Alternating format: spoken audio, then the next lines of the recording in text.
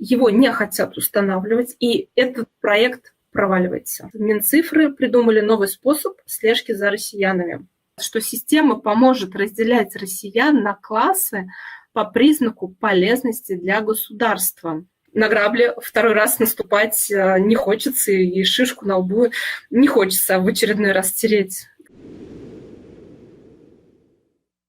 Давайте, знаете, порассуждаем в свете истории. Да, вот раньше у нас для рабов были придуманы кандалы для того, чтобы они не могли убежать, они их наносили на ногах и никуда с этим не могли расстаться, но это, скажем так, действие было извне к человеку. Если вот смотреть современное рабство, как оно переформатировалось, представляете, насколько нас обработали в сознании, что сейчас идет контроль через камеры, через телевидение, через внедрение цифрового рубля, через, скажем так, специальные программы и устройства, но в чем разница? Люди их носят с собой. Это всякие умные браслеты, это всякие умные часы, это те же самые телефоны.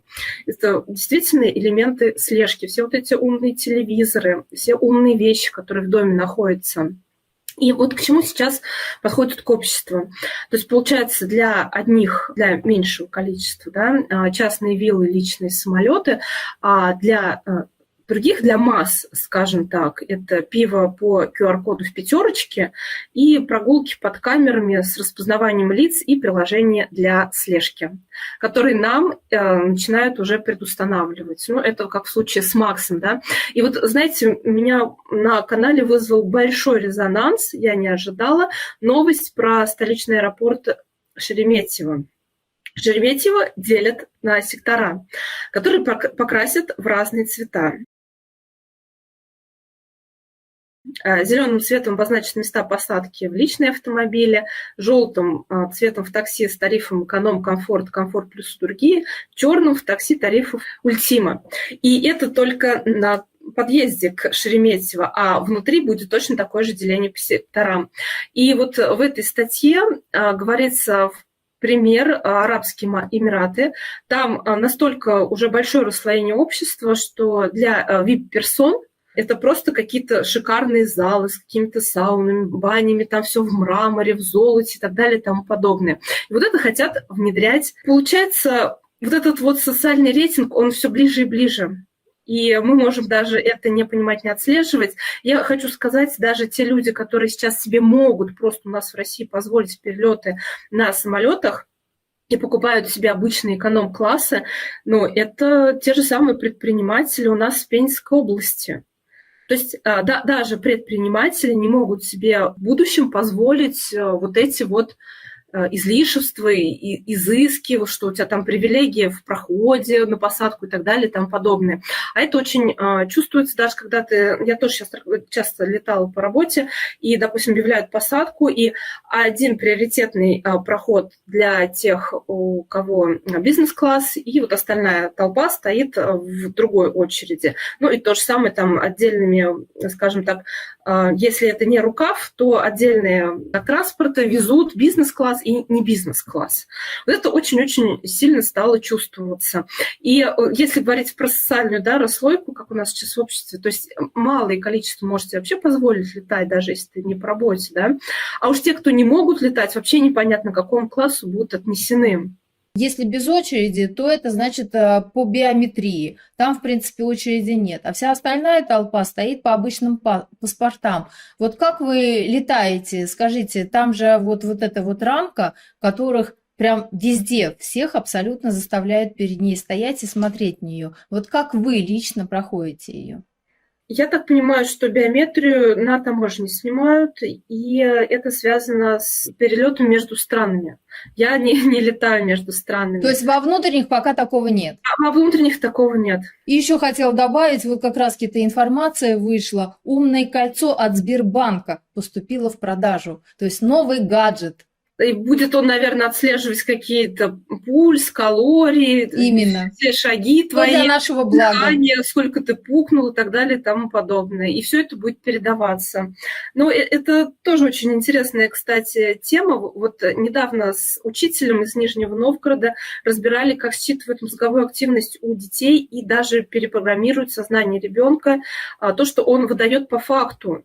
То есть вот это умное кольцо не просто будет собирать, скорее всего, с вас данные, а менять, например, ваш пульс, ритм сердца и так далее и тому подобное. Это уже такие разработки есть, поэтому будьте очень осторожны. Это не просто сбор данных, это изменение и влияние на вас на уровне здоровья, а это вообще жизненно необходимые функции. Да? Не знаю, кто там что нажмет на какую кнопочку, встанем мы завтра или не встанем. Вот это большой вопрос. Вот хочется сказать, что их планы идут на самом деле намного дальше, и им нужно быстро привязать сейчас приложение в смартфонах, айфонах к паспорту ID. Почему? Потому что у них нет другого инструмента, как еще ввести вот эти цифровые рубли, социальный рейтинг. И как это, допустим, происходит добровольно в кавычках в Англии.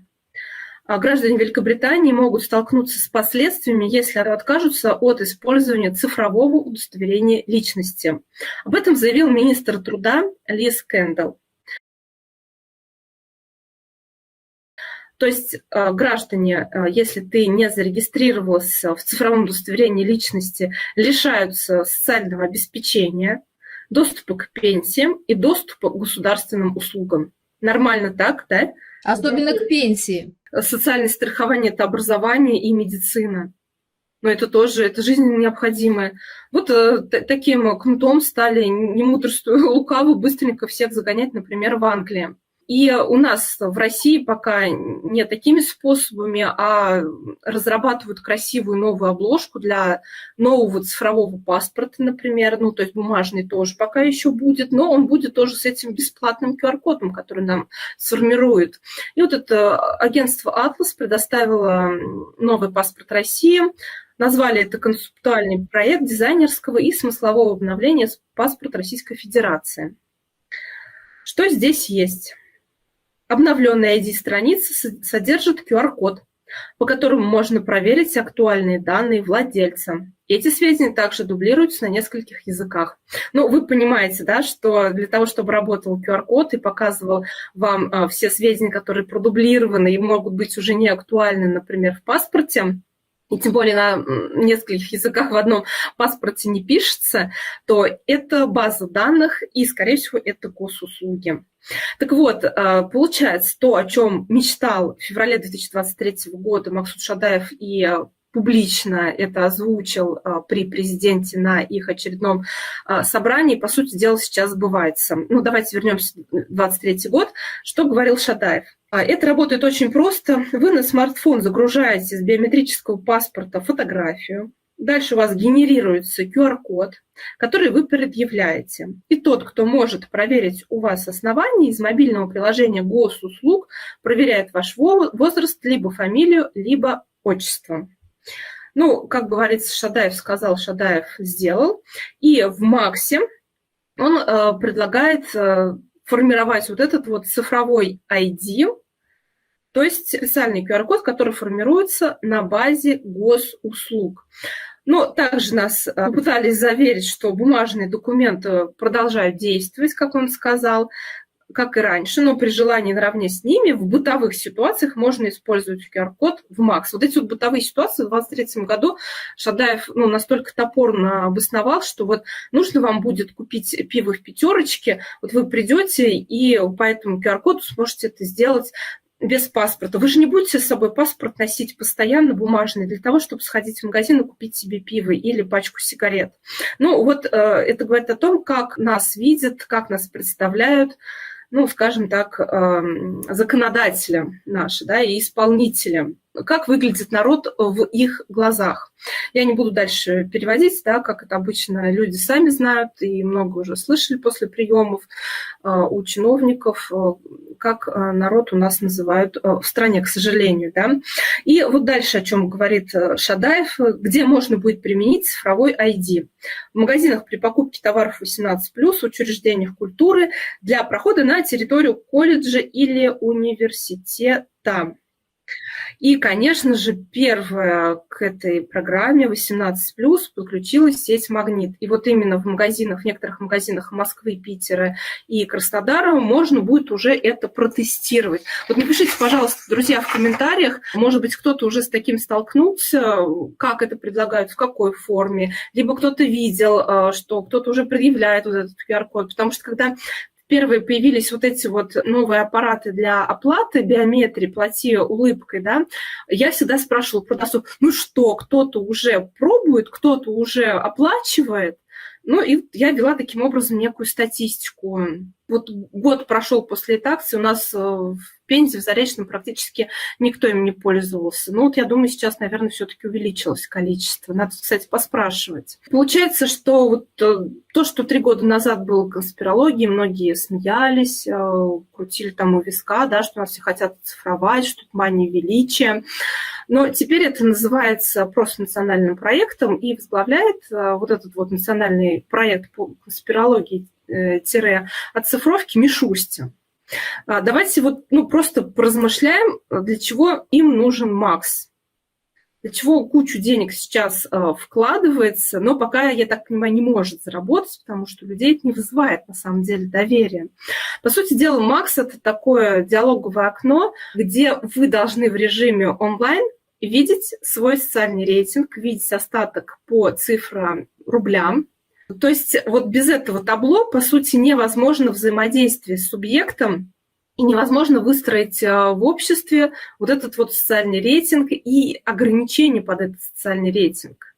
Как ты узнаешь, что ты, например, в красной зоне, а по QR-коду, который сформирован, допустим, придете купить билет, все, у вас QR-код заблочен. Представляете, да, вот все в едином месте, это все, это единая точка контроля, о чем постоянно, кстати, говорит Касперская. Вот вернемся, да, к хорошим новостям, что на самом деле МАКСу не доверяют. Реально люди стали попадаться на мошенников. Вот в Ярославле один из последних примеров жительница чуть не сообщила код из МАКСа якобы службе доставки Яндекс. Оказывается, девушка ждала якобы посылку, как сказал ей посыльный, да, и должна была продиктовать код. Но, благо, она это не сделала, на самом деле это оказался мошенник. Ну, самый первый случай, про который мы тоже все в курсе, это в июле 2025 года. Пожилая женщина лишилась 250 рублей в приложении МАКС, ну, потому что тоже кому-то какой-то там код продиктовала, и ее деньги якобы переместили в безопасное место, как ей сказали. Но потом выяснилось, что Навсегда. лишилась, да, навсегда куда-то переместила в безопасное место. И вот у меня здесь умиляет цитата Пескова, да, который правая рука президента. Он заявил, что мошенники будут использовать госмессенджер МАКС так же, как и любой другой сервис. Я не понимаю, в чем разница между Телеграм и российским МАКСом. Какая разница? Подчеркнул пресс-секретарь президента. Нормально, действительно. Во-вторых, мы все знаем про слежку через МАКС. Очень ярко понимающие, думающие люди стали отслеживать вплоть до того, что МАКС стал сам включаться автономно в телефоне, включать видео, до отправлять неотправленные сообщения и так далее и тому подобное. Например, россиянин пожаловался, что установленный на компьютере мессенджер МАКС регулярно включал веб-камеру. И хотя в компании-разработчики опровергают самоуправство приложения, масло в огонь подливают пользователи популярного среди айтишников ресурса GitHub. Гики проанализировали APK-файл приложения и выяснили, что мобильный МАКС отслеживает любые процессы в смартфоне. Пишет звук, видео, скринит экран, а также собирает личные данные и получает список всех установленных приложений. Плюс молодежь стала массово жаловаться, что ни за что, ни про что МАКС их стал просто банить. Ну, представляете, если вы там соберете все свои данные и платежные инструменты, и в один прекрасный момент, просто решат, что вас нужно заблокировать, непонятно почему, и ты не сможешь себя разблокировать, потому что это одностороннее решение компании, частные, не государственные. Все, вы лишаете всех вот этих вот инструментов. На самом деле, те новости, да, которые, с одной стороны, хорошие, что МАКС не прошел, есть такое мнение, одна из гипотез, что МАКС не прошел доверие россиян, его не хотят устанавливать, и этот проект проваливается. Но, по сути дела, он провалился.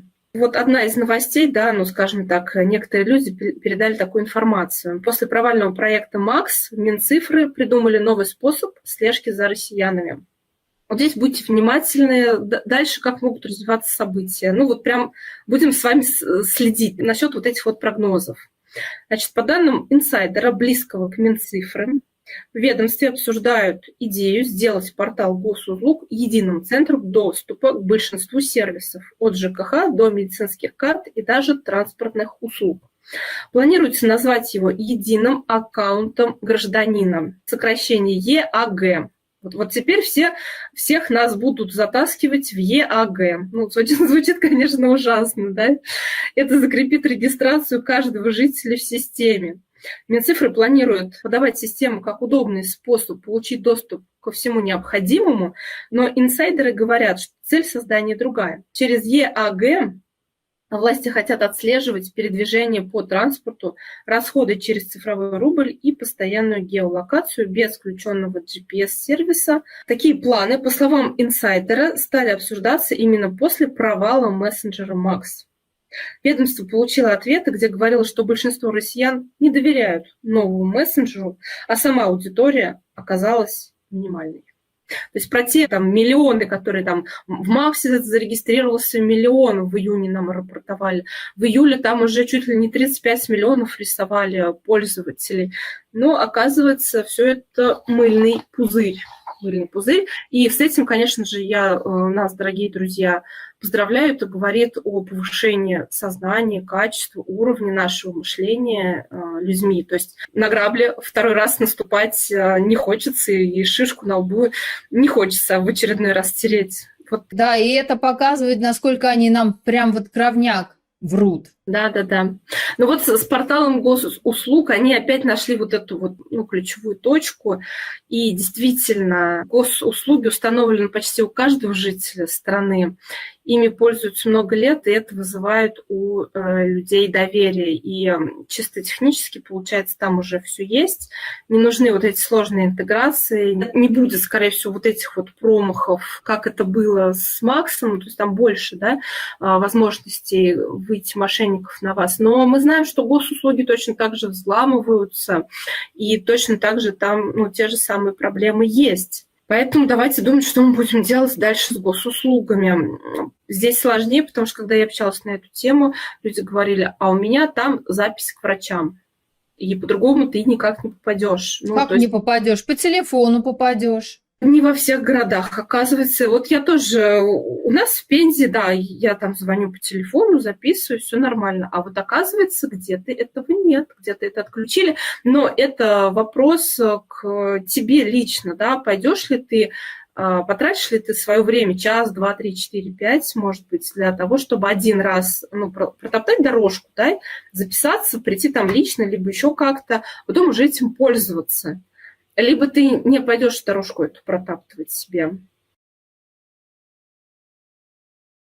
Но чисто законодательно мы имеем право по 210 ФЗ получения госуслуг заявлять как на бумажных носителях, так и на электронных. И это во всем. Вот.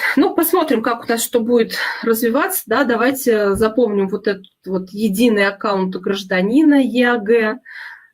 Посмотрим, что в новостях дальше будет про него. Ирина, а как вы предполагаете себе, как они будут геолокацию тогда определять? Может быть, по тому же установленному приложению на телефоне, потому что браузером мало кто пользуется. И как-то люди отходят от компьютеров, от ноутбуков. Кто не работает, например, с ними, да, там, или тебе на работе выдают у тебя дома телефон, и все делают через телефон. Меня, знаете, что поразило? Меня поразила статистика, даже вот на моих каналах, там, от 90 до почти 99%, бывают некоторые месяцы, люди все смотрят через телефон. Меня это настолько поразило, и я телефон, он у меня для связи, там, на смс-ку написать, фотографии сделать. А реально есть большинство, оказывается, людей там просто живут. И, конечно же, если они устанавливают госуслуги на телефон, они их везде носят с собой. Это я там ноутбук не буду с собой таскать, зачем мне тяжеленный нужен, да? А вот у людей все установлено на телефонах, оказывается.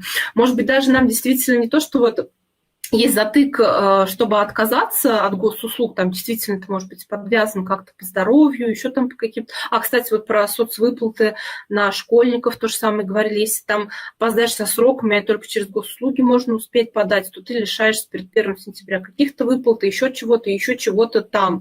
То есть вот так вот их подвязывают. А если мы действительно будем на стационарных компьютерах использовать эти госуслуги, а из телефона удалять, это же тоже как выход, да? Ну, хоть для кого-то частичный, допустим, выход.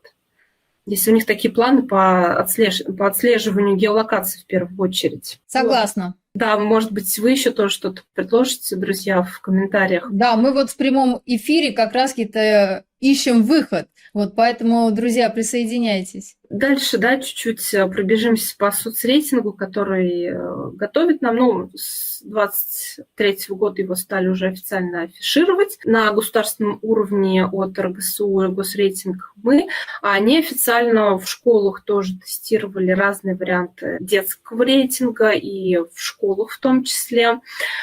И большинство из них были негласные, ну, как обычно, я считаю, учителям навешивают не их работу, а заставляли вести, например, там некие таблицы, да, на ребенка. И вот в поле зрения родителей, например, подмосковной школы попал документ средней школы. Среди прочего, среди просто обычных оценок, учитель вела таблицу, которую увидели в компьютере дети и были шокированы. Они пришли домой, рассказали об этом родителям, те пошли к директору классному, и ни директор, ни классный не могли объяснить, на каком основании детей субъективно оценивала учительница, ну, классный руководитель по таким характеристикам, как нравственность, волевая характеристика, умственная, эмоциональная характеристика, самосознание, трудовая подготовка и направленность. Ирина, но я не думаю, что учительница взяла на себя сама такую инициативу. Нет, конечно. Вот, кто ей это приказал, кому она эти отчеты доставляет? То есть навряд ли же это как-то использовалось в школе для того, чтобы, ну, там, повысить мораль, этику в классе, в школе в целом. Ну, это так не делается, так не работает. И зачем вот это вот все ведется, да? Большой-большой вопрос, поэтому мы можем многого не знать. И вот здесь вот интересные тоже последние новости, ну, которые хотелось бы озвучить, но как-то они проскользили вот за последние там 3 месяца, да, и мы их, скорее всего, не отследили. Стали говорить про базовый доход у нас в России. Представляете, денег сейчас не хватает, налоги повышаются, НДС хотят повысить, ключевая ставка еле-еле там, ну, ползет вниз. И тут вдруг говорят про базовый доход. Вот вице-спикер Госдумы Бабаков заявил вот это вот буквально 2 месяца назад, он говорит, а почему бы и нет? Ну, вот какие у вас ассоциации? У меня ассоциация, что базовый доход нужна как точка отсчета для социального рейтинга. Либо вверх двигаешься, да, либо ты вниз двигаешься. Дальше тоже вот в конце августа, да, все слышали про новость, цифровой профиль молодого человека. Вернее, с января стали про это говорить, но более-менее его стали как бы разрабатывать и озвучивать вот в августе этого года. Профиль сопровождать человека должен от 14 до 35 лет.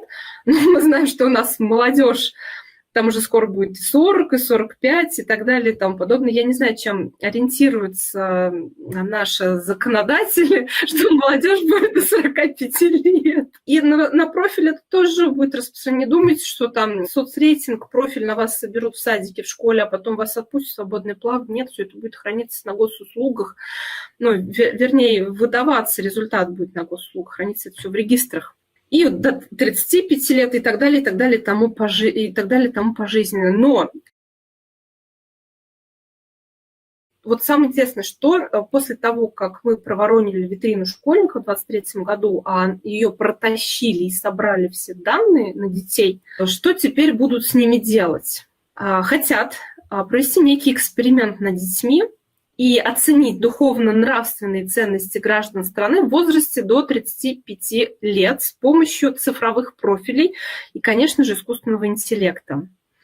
Очень странная наклонность, я считаю. Я не понимаю, зачем государству оценивать духовно-нравственные ценности граждан, ну, не иначе, как чтобы ввести некие критерии, социальный рейтинг. И вот здесь под базу оценки взяли 809-й указ Владимира Путина. Что же там он прописал, на какие ценности нужно по этому указу ориентироваться? Патриотизм, служение Отечеству и ответственность за его судьбу, коллективизм, историческую память и единство народов России. Ну, еще, наверное, ориентацию на семью тоже будут тут учитывать, да. И вот что здесь Лескин говорит. Для государства это будет попадание в различные целевые аудитории, измеримый эффект. А для ведомств это будет готовая инфраструктура для работы с данными касательно молодежи 14-35 лет. Юрий Лескин – это зам главы Росмолодежи. Ну, при Путине. Ирина, ну я так думаю, что, во-первых, там можно отвечать как попало на все эти вопросы. Никто тебя не проверит и так далее. Можно вообще все это переврать именно так, что они запутаются в своих выводах. А здесь другое имеется в виду. Ты никакую анкету и не будешь писать. Все, что у тебя собрано, вот то, что там, например, родители, да, создали сертификаты вот эти по ФДО, ну, по твоим наклонностям, да, что ты в кружки ходил. Ага, ребенок ходит, например, там на кружок резьба по дереву. Ну, вот у него есть там стремление, да, к каким-то культурным, историческим ценностям страны. Я думаю, это как-то так будет. Никто тебе никакую там анкетку не будет давать. Вот что пишется про сам механизм, вот этот вот Лескин, да, в единый цифровой профиль молодого человека будут передаваться данные из госуслуг и других цифровых профилей граждан. Вот, например, про мальчиков, да, встал ты на учет у нас в военкомат или не встал, а дальше что с тобой происходит по военкомату и так далее и тому подобное. Из этого будет складываться рейтинг, в том числе профили студента, спортсмена и обучающегося. Эти данные позволят оценить молодого человека с точки зрения его жестких успеваемость, оценка, специализация и гибких навыков, коммуникабельность, активность, заинтересованность. То есть, представляете, даже на госуслугах будет как-то определяться коммуникация. Ну, сколько кружков, например, ты ходишь, да? А какие у тебя там оценки? Вот, наверное, как-то так и будут все это высчитывать. И вот дальше он пишет, что оценивать планируются и ценности молодых людей, однако для этого пока нет методологии. У нас есть по-прежнему потребность в формировании методологии, как оценивать ценностный профиль молодого человека в соответствии с 809-м указом Путина. Мы рассчитываем, что единственный цифровой профиль может помочь как раз-таки не только жесткие гибкие навыки оценивать, но и смотреть ценностную базу и правильным образом ориентировать молодого человека, чтобы реализовался указ о традиционных ценностях. Ну, то есть завел ты семью, да, в 19 или в 16, как у нас сейчас пропагандируют, родил ребенка в 16, а следующего в 18, второго. Все, ты счастливый человек, ты, наверное, будешь соответствовать традиционным ценностям. Я не знаю, что в головах. Иногда, мне кажется, это настолько непонятно, что происходит вот в этой черепной коробке у наших законотворцев, потому что то, что они предлагают, просто даже предлагают, ну, сложно вместить логически в коробку нас, наверное, обычных людей. Нормальных и здравомыслящих. Происходит ли у них вообще там что-то в этой коробке? Представляете, какой нам рейтинг могут выдать эти коробочки? Ну, мне страшно. Если вот какие законы у нас принимаются... Я думаю, что они сами запутаются в этом, и на этом все и закончится. Не говоря уже о том, что пару хакеров, я думаю, даже и одного достаточно будет, чтобы это все хакнуть. Ну вот, надеюсь, нас смотрят, да. В такой точке исторической, да, мы с вами находимся.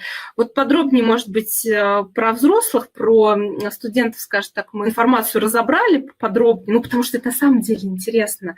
Там часть информации просто нам передается, ну, по личным каналам. Кто-то что-то увидел, кто-то что-то сфотографировал или сказал. Большую часть в СМИ это не пишут.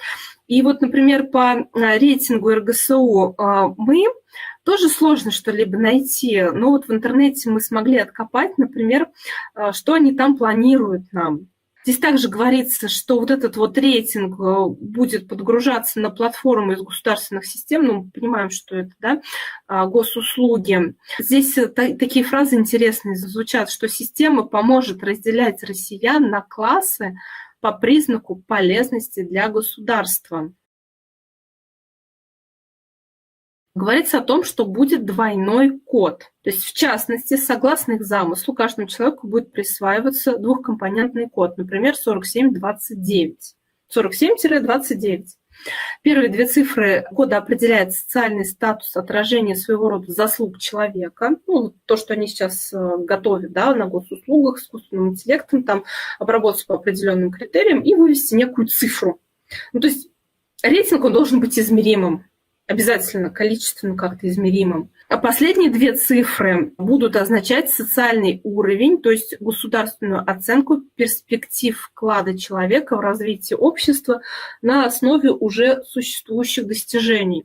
Вот мне интересно, какой бы рейтинг выдали, например, Алине, Аруне, Василе, вот по этой системе. Очень было бы интересно. Себе какой они рейтинг нарисуют.